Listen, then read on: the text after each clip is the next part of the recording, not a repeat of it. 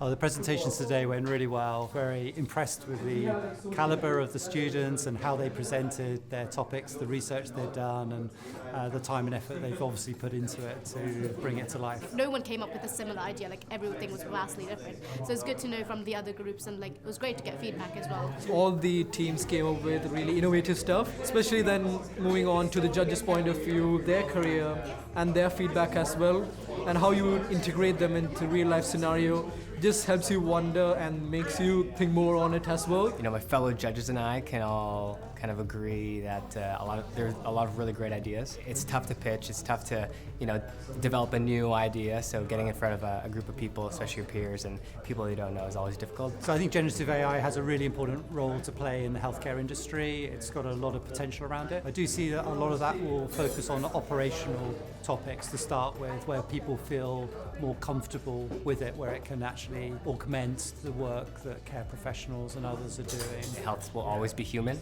regardless of how much technology is inserted into the process of the workflow. The technology, the Gen AI, is almost always supplementary to it. I was really impressed with the breadth of thinking and how the students found novel ideas in a very complicated space. Quite a daunting thing to do that. I really liked how some groups use case studies. I know your guys has used Emma, and how they also talked about the examples. That was kind of gives you an insight of what they're actually talking about, and the feedback was great because I was just oh, that's a great question. Why didn't I think of that? Solutions around brain health, as well as concussion protocols and all that kind of stuff, as well as the long-term effects and any kind of benefits on that I'm always interested in. I am on the Tech UK Health and Social Care Council. Their relationship with techskills was the connection to invite me along to the event today. We didn't know much of the difference between generative AI and normal AI, but then when you more research into it, that's when you got to know generative AI is more how you look into the previous data as well, and sort of generates